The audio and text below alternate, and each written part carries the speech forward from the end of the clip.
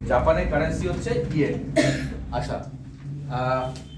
একটু কষ্ট করো বাবু, বলতে পারবে জাপানের ক্যাপিটাল?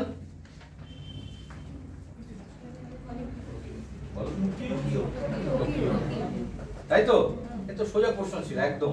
জাপানের ক্যাপিটাল টোকিও আর কারেন্সিটা দেখো সেটা হচ্ছে কি ইয়েন। ওকে, নেক্সট দেখো আস্তানা। আস্তানা কার তোমার রাজধানী শহর। এই যে তুমি একটু আগে বলে দেখো কি বলেছে, রাজধানী শহর। শহর মানে তো লেখা আছে, তার মানে শহর মানে দেশ হবে না। তাহলে এটা একটা শহরের নাম এবং এটা রাজধানী। তাহলে কোন দেশে, প্রশ্নটা এরকম। তাহলে উত্তরটা হচ্ছে কাজাকিস্তান।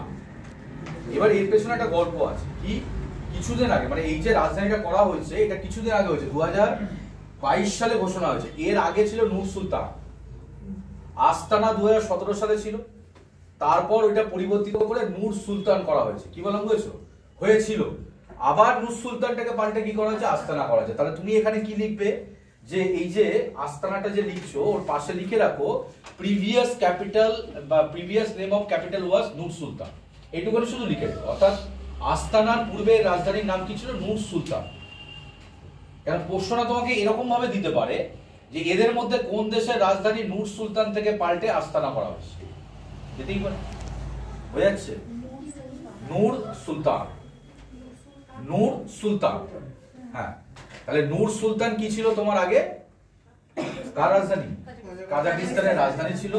2022 সালে আবার এটাকে পাল্টে আস্তানা করা হয়েছে। ঠিক আছে, এটা মাথায় রাখবে।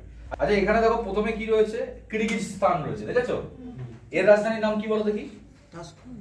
না না, তাশকেন্ট তো উজবেকিস্তান। কি হবে? এর নামটা খুব মজাদার নাম। এই যে কিরগিজস্তান বলে যে জায়গাটি রয়েছে এর রাজধানীর নাম। দেখো প্রথমত তোমরা কি পড়বে, সবার আগে তোমাদের মাথায় রাখতে হবে